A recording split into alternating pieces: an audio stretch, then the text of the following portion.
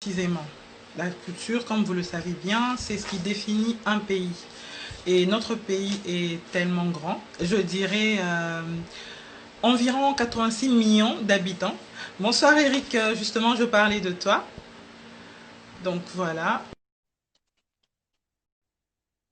En attendant qu'Eric vienne nous parler, on va rentrer dans le vif du sujet. Ah voilà, il est déjà là. Bonsoir Eric, comment vas-tu? Bonsoir Gloria, je vais très bien. Ah, super. Alors, je parlais justement de toi. Je disais qu'on va rentrer dans le vif du sujet. Tu vas nous parler de Kin Culture. Qu'est-ce que c'est? Tu as commencé depuis quand? Ça fait combien de temps que ça existe? Ce que tu as déjà réalisé à Kinshasa ou là où tu te tiens aux États-Unis, à Washington? Ah ben, c'est déjà, on rentre en cascade avec trois questions. Une question qui est. Oui, il y a une question et deux sous-questions. Donc voilà. Euh, À toi l'honneur. D'abord, je salue tout le monde. Merci d'avoir, Gloria, de m'avoir invité pendant votre à la pause gogo. Oui. Euh, C'est un euh, honneur de euh, te recevoir aussi.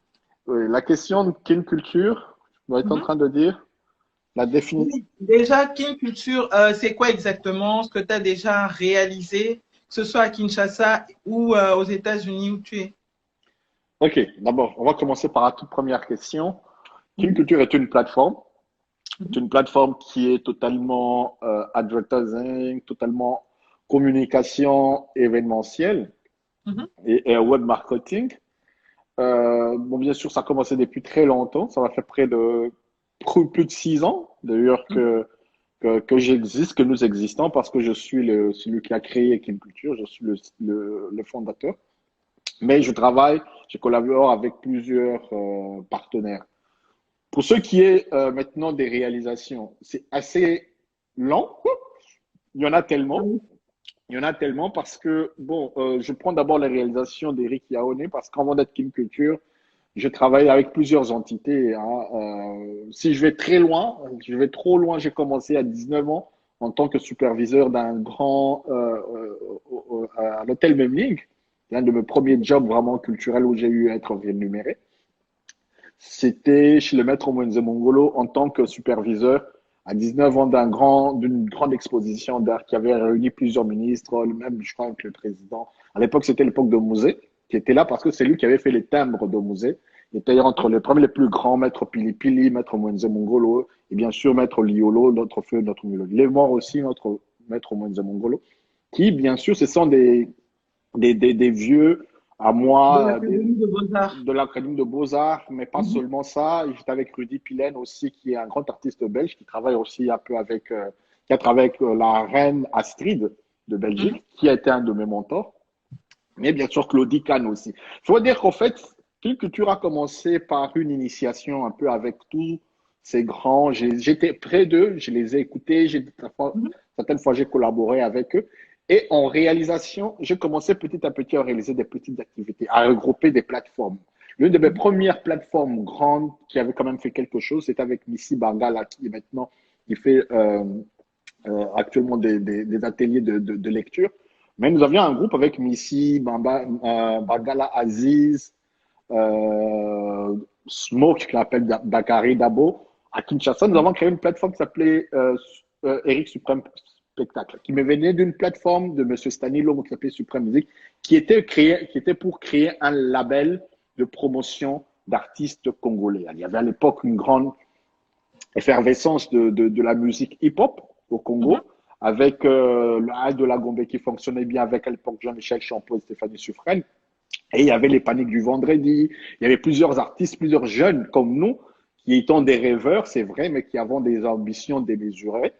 Et c'est comme ça que notre première plateforme a été l'une des premières plateformes qui avait été en 2001, qui avait Mhm.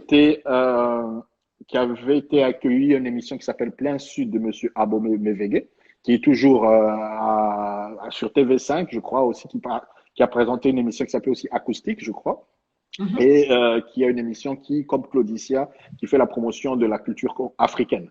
Donc, c'était déjà une de mes participations parce que nous avions déjà réalisé de plusieurs petits spectacles dans les écoles, à la faculté protestante aussi, où nous avons emmené, manager des artistes tels que DJ Mounia ou bien d'autres artistes aussi. Nous avons eu à collaborer avec eux pour leur mettre en exergue. C'est ainsi que, dans la petite historique, il y a comme ce désir de pouvoir promotionner. Plusieurs Mhm. artistes ont commencé. Donc, on a eu à faire plusieurs spectacles. On m'a appelé promoteur de spectacle à l'époque sur RFI. Je ne savais pas ce que c'était un promoteur spectacle, mais on m'avait attitré comme ça. Mais j'étais au fait quelqu'un qui avait le souci de mettre le Congolais moyen aussi au devant de la scène. Alors, on l'a fait au niveau de la musique, on l'a fait au niveau de la sculpture, de la peinture. Nous avons eu dans plusieurs expositions. Nous avons travaillé dans des plateformes avec Acria, avec M. Barli Barouti, qui était son espace de promotion de l'art congolais, de la BD, de la bande dessinée, hein, bien sûr. Là, nous avons participé dans le salon de la bande dessinée. Et bien sûr, si on va encore un peu plus loin, nous avons créé ce qu'on appelle Ex Libris avec Madame Geneviève Bordelet, qui était une animation autour de la lecture pour développer encore avec les jeunes ce désir de retrouver, de rencontrer les bibliothèques, d'avoir le plaisir de lire et de comprendre à travers la symbolique de chaque livre des expressions qui pouvaient ramener aussi notre imaginaire. Donc, ce sont plusieurs ateliers que nous avons eu à travailler qui, après, avec des restitutions, j'ai pu créer plusieurs petits micro-événements. Voilà. Ça, pour Kinshasa, j'ai fait toute ma vie. Je l'ai fait à Kinshasa, au Congo, pas seulement à Kinshasa, parce que j'étais aussi au Katanga, Lubumbashi. Mais la plus grande partie de ma vie, je l'ai passée à Kinshasa. Donc, les activités, si j'ai commencé à 12 ans, vous imaginez, je suis arrivé aux États-Unis après 40 ans. Donc, j'ai plus de Mhm. 28 ans d'activité à Kinshasa. Alors, les énumérer les uns les autres, aussi que j'ai créé, Non, c'est très c'est long. beaucoup. Mais il y a Mais- des activités qui sont vraiment, qui ont marqué justement Kin Culture, parce que Kin Culture a été créé il y a 7 ans. Je ne dois parler que de Kin Culture. Je crois déjà qu'il y a la soirée de Kin Culture que nous organisions chaque année, qui était la soirée des remerciements de nos partenaires. Et Où, cette année, c'est déjà fait ou pas? bon, depuis que j'ai Pas voyagé, encore. depuis que je suis arrivé aux États-Unis, c'est vrai que Mhm. on le faisait au restaurant Casa Nostra, un restaurant italien à Kinshasa, au-dessus de Ongabous, sur l'avenue des Aviateurs. Mhm. C'était notre partenaire qui nous a laissé un espace d'expression et où nous accueillons plusieurs entrepreneurs et qui exposaient leurs activités. Ce n'étaient pas des gens pris peut-être au hasard. La plupart, c'était des gens avec qui nous avions collaboré sur plusieurs activités et on les mettrait justement ensemble pour non seulement faire découvrir leurs activités, mais aussi proposer aussi nos produits et services que Kim Culture développe. D'accord. Oh, et la culture, comme je disais justement avant que tu rejoignes la vidéo, à Kinshasa, elle est vaste. On va dire la culture, elle est vaste. Comment toi, tu définis la culture en RDC? Bon, je Parce veux qu'on dire a la culture, la culture on en a la musique. génération, la culture Parce que en tu soi, sais, c'est Eric, quand on parle culture en RDC, on voit que la musique. Là, tu nous as oui, cité la peinture, la sculpture, tu nous as parlé de Maître Diolo, paix à son âme. Tu nous as parlé de, mettre des œuvres culturelles que tu as fait à l'Académie oui, oui, des effectivement, oui. Beaux-Arts ou encore au Memling et tout Oui. ça.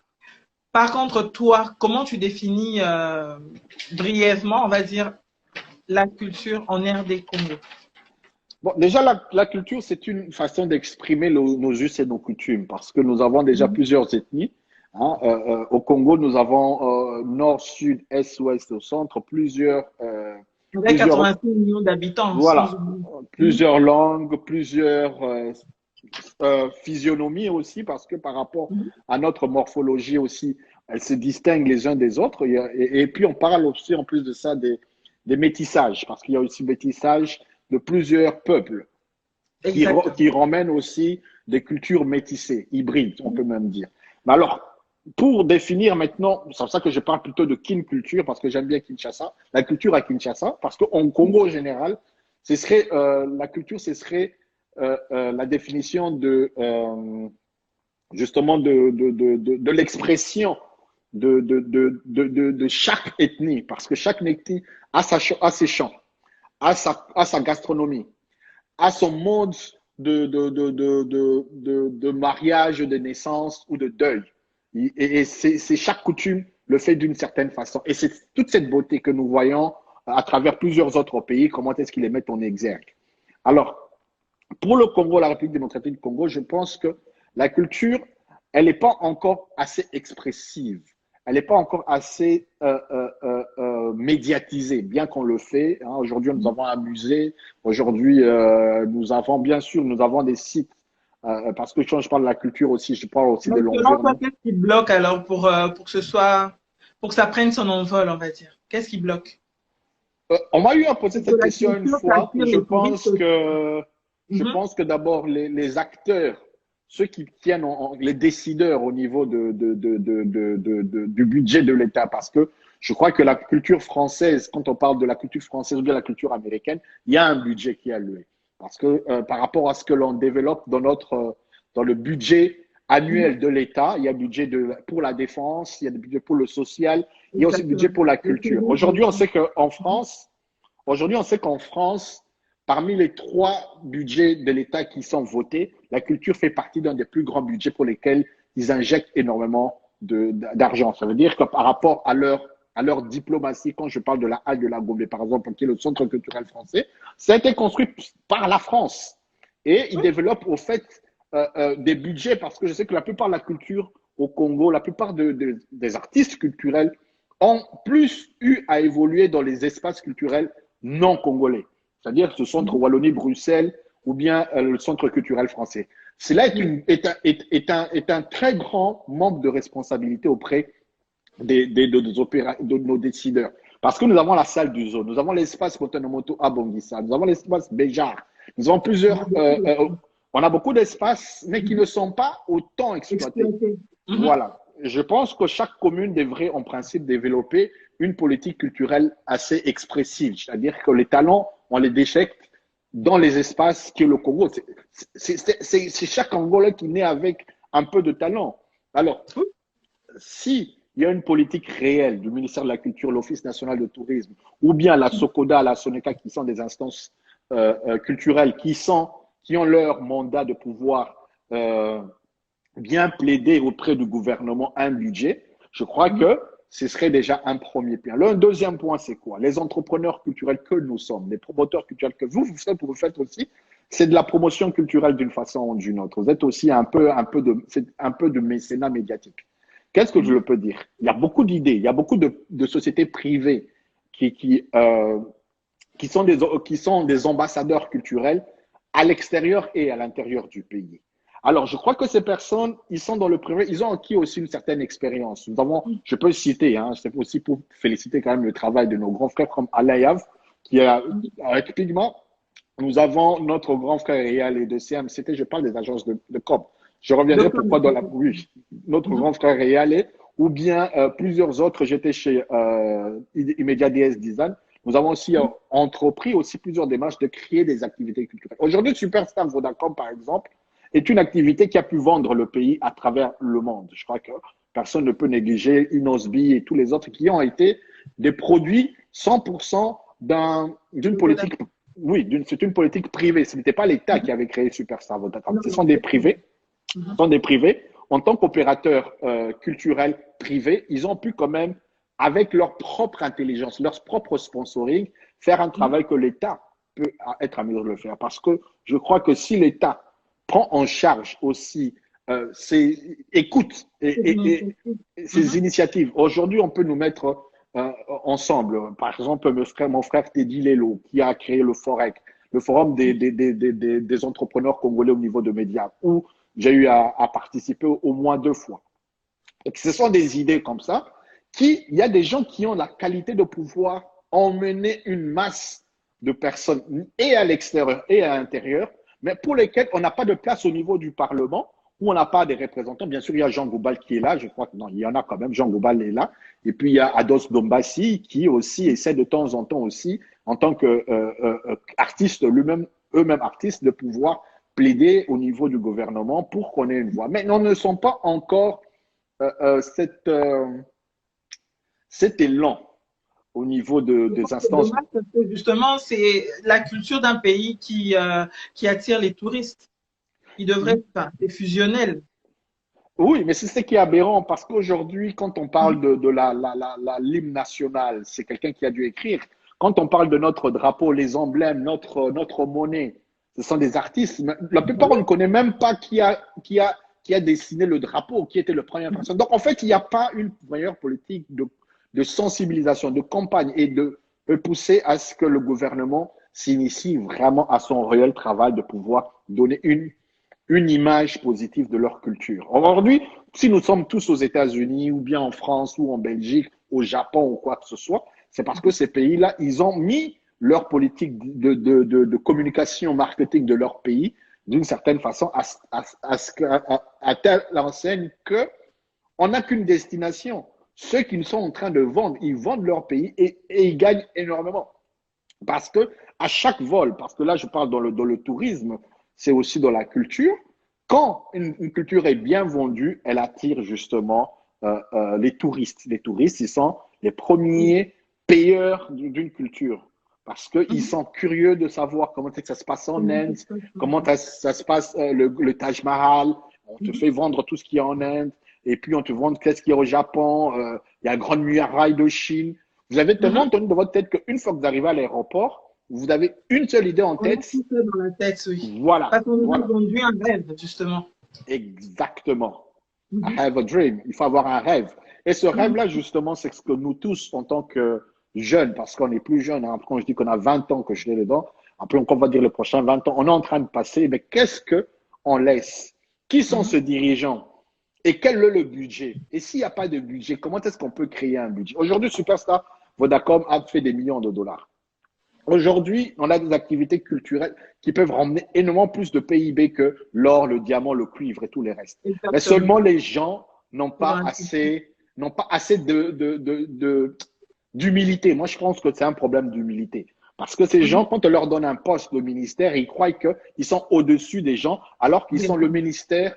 Être un ministre, ça veut dire que tu administres d'abord des contribuables que nous sommes, parce que nous payons des taxes et des impôts. Mais au-delà de ça, parce que le FPC, la Fonds de la promotion culturelle, on paye à tout moment les taxes. Moi, je sais, hein, la commission de censure et tout, ça, c'est un autre sujet. Parce qu'au-delà de ce que l'on paye, on n'a pas un retour de ce que nous payons à chaque moment. À chaque ngada, à chaque boîte de nuit, il y a de l'argent que les responsables, les autorités perçoivent. Mais qu'est-ce qui contribue? Qu'est-ce qu'ils ont créé de réel à partir de ça? Ça, c'est un autre sujet. Mais à partir de ce que nous, en tant qu'opérateurs culturels, nous pouvons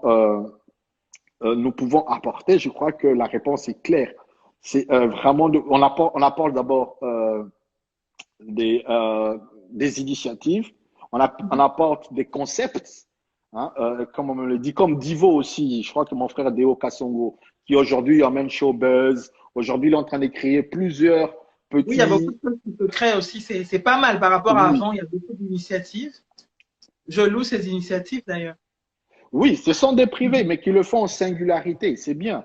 Mais en même temps, je crois que ces gens, ils sont tourmentés aussi par plusieurs réalités. Et les réalités et ces contraintes, il faut aussi un pouvoir d'achat.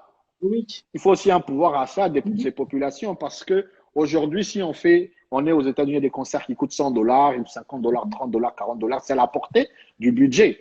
Alors, en même temps, le sponsoring me suit difficilement. Les créateurs de concepts ne se retrouvent pas. Ils sont tourmentés par l'État. L'environnement est assez malsain. Voilà, il y a plusieurs paramètres qui font que la culture n'arrive plus à s'étendre. Mais vous allez remarquer qu'une fois qu'on délocalise, ces mêmes personnes, ils font des prouesses à l'extérieur. Oui, exactement, ça c'est vrai. Je pense que c'est aussi un problème sur place. On rencontre beaucoup de problèmes, ça c'est vrai. Et on va essayer d'y remédier. Nous, on va pas se lasser de faire ce qu'on fait, de parler, de réveiller au fait les gens endormis qui s'endorment avec justement leur, comment dire, leur atout, leur étoile. Et donc, Eric, toi, qu'est-ce que tu fais de différent par rapport à ces autres? Comment tu agis différemment des autres? Comment tu te définis? Voilà, c'est pour ça que King Culture a été créé. King Culture a été créé justement dans le souci, en tant que de l'Académie de Beaux-Arts. D'abord, il n'y avait pas une réelle communication de plusieurs artistes congolais. Comme vous avez dit, l'artiste plasticien, il y a des artistes créateurs des infographes. Et voilà, il y a énormément il n'y a que énormément d'artistes qui partent dans l'oubli, alors qu'ils ont fait pas mal d'actions, etc., qui se sont battus avec le moyen de bord, mais qui n'ont pas eu assez de financement. Je suis désolé, comme les Werason, les JB Mpiana, les Fali Poupa, tout ça. Bon, c'est vrai qu'ils se sont construits, mais on ne voit que ça. Aujourd'hui, je parlerai de Kiripi Katembo, que les gens ne connaissent pas, beaucoup pas. Connaissent pas. Je crois que j'ai même ici, dans mon bureau, voilà. Excusez-moi, j'ai aussi quelques badges et quelques activités. Voilà. Kiripi Katembo, il est là. Et nous avons dit, nous ne t'oublierons pas. Et c'est un visage que vous ne devez pas oublier parce que je faisais partie de l'organisation. Là, c'est mon organisation pour Token Africa avec quelques partenaires.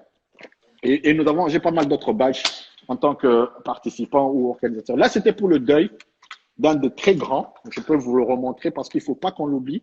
Ce garçon est un génie. Il est mort en 2015. Il était né en 1979, à fleur de l'âge, et monsieur est parti. Mais vous allez taper son nom, Kiripi Katembo, vous allez voir ce que ce garçon a pu réaliser. D'abord, l'un des jeunes garçons qui a quitté l'Académie de Beaux-Arts très tôt, il a beaucoup voyagé, mais il faisait des navettes. Mais c'est l'un des premiers jeunes qui a créé une biennale d'art. La plus regrouper beaucoup d'artistes en herbe congolais qui font beaucoup de choses à l'Académie des sculpteurs, des peintres. Il les a mis dans un espace, il a ramené des mécènes européens et il a payé les gens, il a payé les étudiants de l'Académie de Beaux-Arts. C'est que les professeurs et les plus grands qui ont été là pendant tout ce temps n'ont pas pu réaliser pendant 20 ans.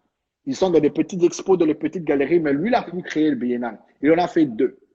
Et je me rappelle que quand il est mort, nous étions tous consternés. Et c'est la première fois que j'ai vu les gens de l'Académie de Beaux-Arts se réunir. On s'est tous réunis avec Catherine Pipe, bien sûr, c'est une de nos sœurs, et notre professeur Chamala. Et tous les autres, on était consternés. Mais ce petit, je dis ce petit, excuse-moi avec beaucoup de respect, notre ami, parce que c'est aussi mon jeune frère, mais il a fait des choses en très peu de temps dans sa vie, pour lesquelles il a travaillé à la Fondation Carter. Et notre ministre à l'époque, qui s'appelait Lambert Mende, qui n'était même pas au courant qu'il y a un de leurs fils pour lesquels le monde entier faisait une ovation. Et c'est après qu'il a compris que c'était un jeune. Il est mort au Congo de malaria. En plus, parce que justement, c'est vraiment bien médiatisé. Voilà. Ben oui, il faudrait qu'on s'y prenne. C'est ça le souci du pays. Mais Kin Culture fait justement cela. Moi, je parle de mes frères et de mes amis de l'Académie de Beaux-Arts, de l'INA, de l'ISAM aussi, parce que dans l'ISAM, on a les Fashion Week, et tous ceux qui font des modélistes et stylistes, on les a là-bas.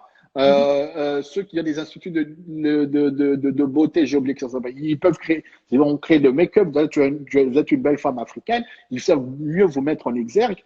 Il y a l'Institut national de pratique professionnelle, où ils créent énormément. Ils ont une intelligence plutôt dans les corps de métier, mais vous avez vu même pour le coronavirus, on avait vu que c'était des jeunes étudiants qui ont créé des machines pour les safety, de lavage à distance avec un peu comme aussi qui fonctionne avec des comme vous mettez la main, ça fonctionne. Ah d'accord, tu veux parler de désinfectants?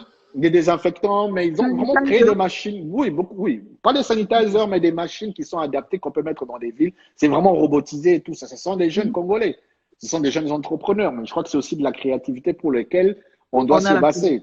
Aujourd'hui, oui. Donc je crois que dans le modèle de la on a tout ça, mais c'est pas vraiment exploité.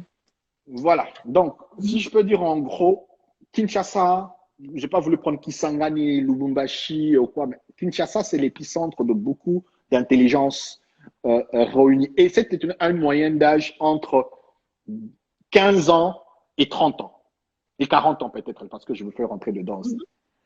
Mais tout le reste, les gens qui sont en train de gérer, ce sont des gens peut-être qui ne se sont pas encore adaptés, ils n'ont pas mis une mise à jour du pays. Ils sont encore dans l'époque coloniale dans leur tête. On les a pas encore instrumentalisés, on les a pas encore mis à jour pour qu'ils puissent comprendre qu'aujourd'hui, comme les États-Unis, si elle s'est développée, grâce à Microsoft, à Zuckerberg, à tous les entrepreneurs, ce n'est pas les politiciens qui construisent un pays.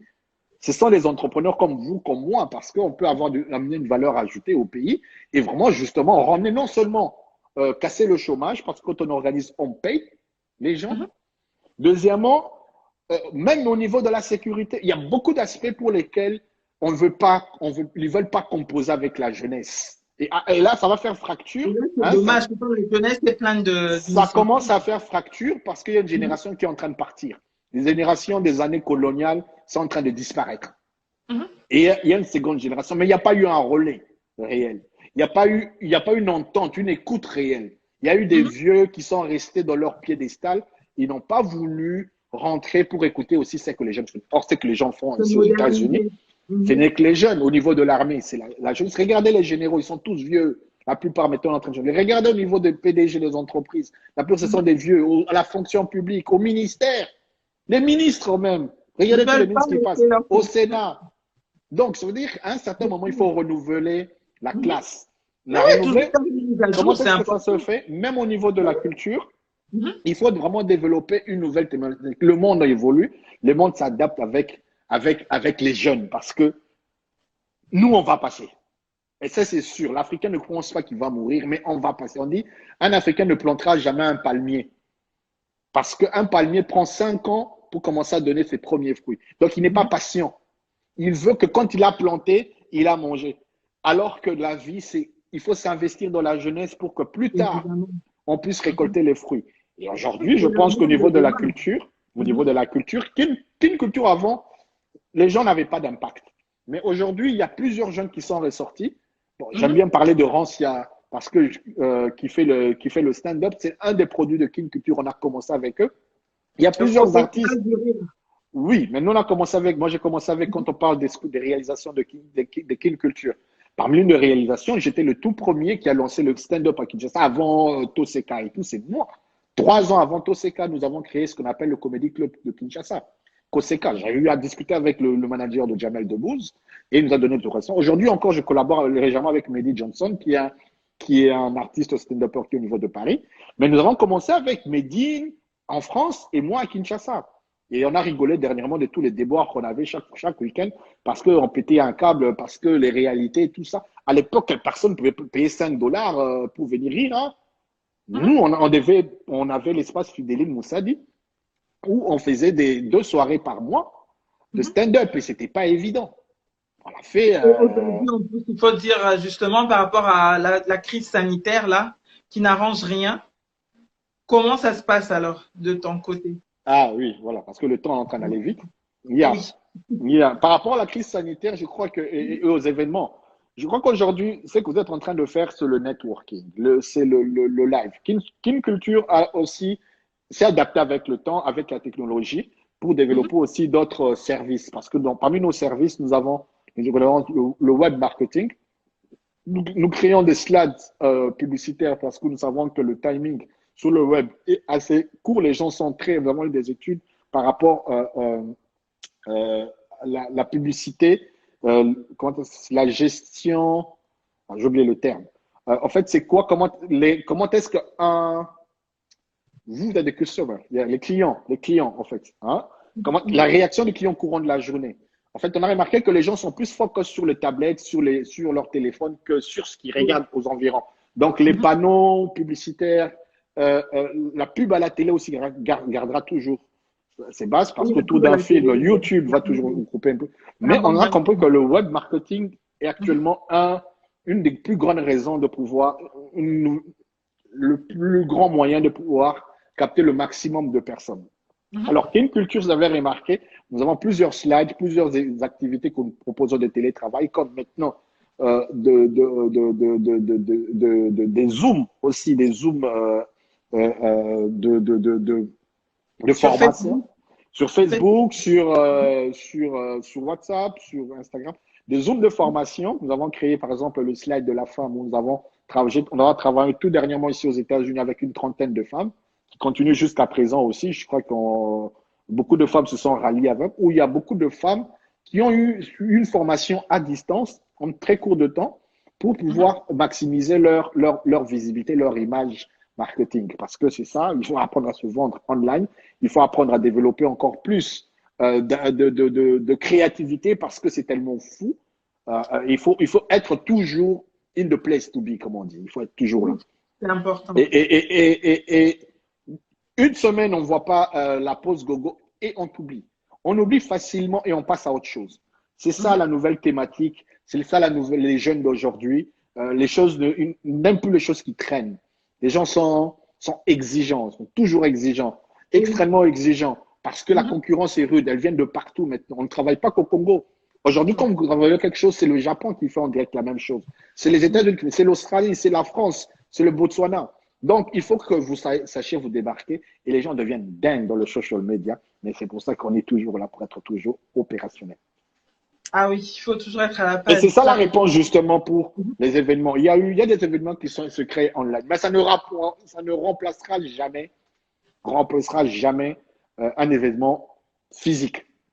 Oui, on s'adapte au fait à la situation actuelle, en fait. On C'est prie ça pour le que ça passe vite. On a eu à Oui. faire beaucoup de campagnes de sensibilisation contre le Covid, ici aux États-Unis ou ailleurs. Mais bon, écoutez, c'est quelque chose qui nous est tombé dessus. Comme on dit, l'imprévu coûte énormément cher dans les activités. Ça coûtait la NBA, c'était fermé. Les Jeux Olympiques, je crois que nous sommes le moins malheureux. Ceux qui ont gagné, il y a des gens qui ont Même perdu le des match de milliards. football et tout. Voilà, vous ne pouvez pas savoir comment ça a bouleversé la planète. Aujourd'hui, nous sommes tous un peu victimes de cette situation, mais il y a des gens qui trouvent leur profit. Oui, mais Le nouveau le monsieur projet, d'Amazon, nouvelle Amazon se initiative. retrouve bien, Zuckerberg, ça l'arrange parce que maintenant, tout le monde peut. Les gens qui font le paiement, le e-money, ça fonctionne parce que maintenant, Oui, voilà. Donc, il faut seulement essayer de tirer son intérêt par rapport à la situation. Toujours se réinventer, toujours s'adapter. C'est ça un entrepreneur. Il y a une difficulté, on réfléchit, on essaie de contourner, de surpasser, mais on essaie d'avancer. exactement. En parlant d'event, justement, il y a deux personnes qui me demandaient inbox, hein, est-ce que Kin Culture organiserait des événements, parce qu'ils ont apparemment d'autres événements. Ils prient aussi comme nous, Ouais. que la situation passe rapidement.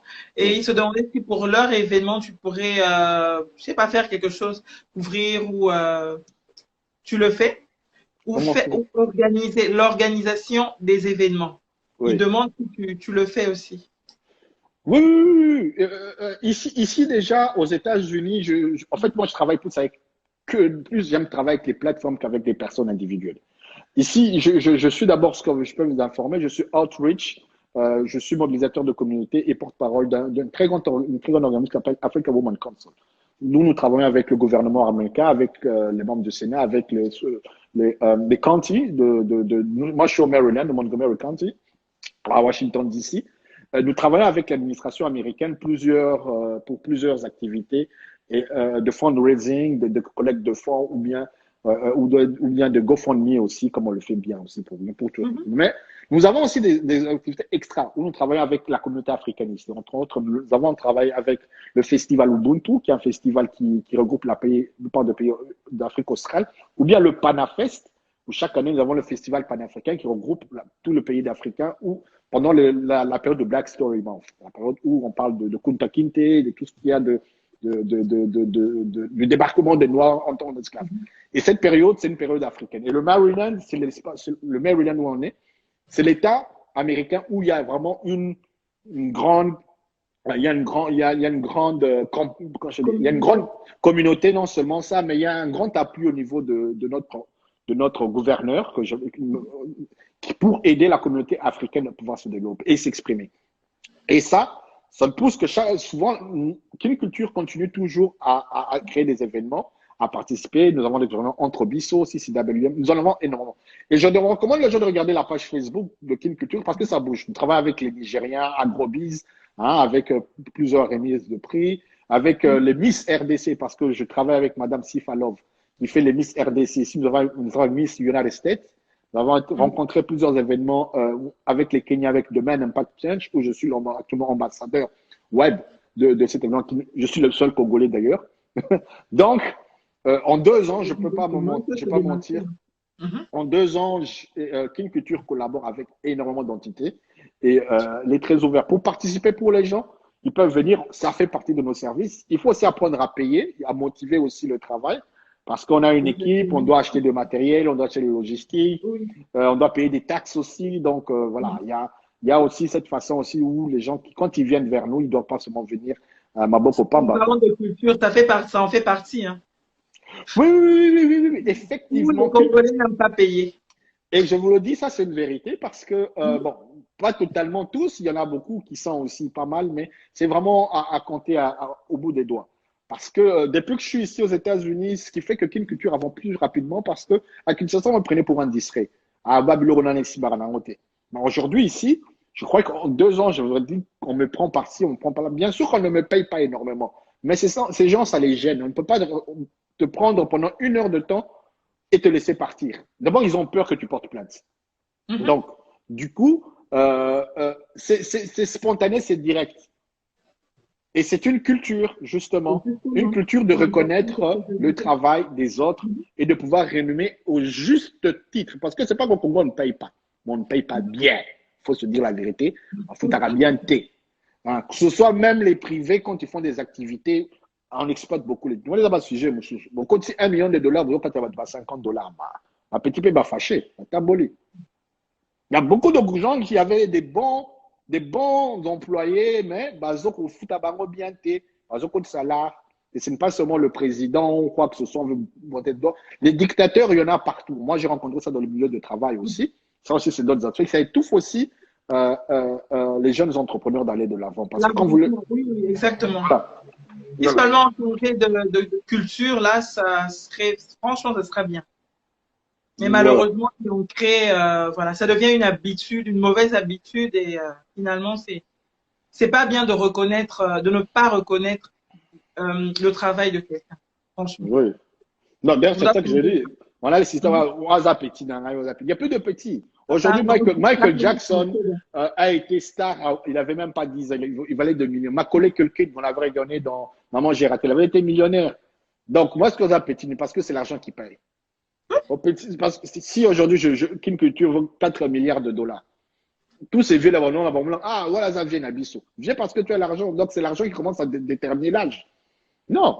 Donc, il faut reconnaître les gens, il faut respecter les gens. À Kinshasa, on a tendance d'abord à régresser les gens, oui. ramollir quelqu'un pour le Mhm. réduire au bas et puis le donner ce que l'on est. C'est pas bon. Et ces gens-là, quand ils sortent, ils Il faut pas éclatent. sentir. Aujourd'hui, vous avez des maîtres Gims, Mhm. parce on travaille aussi, comme je le dis, une participation avec le Noir à New York.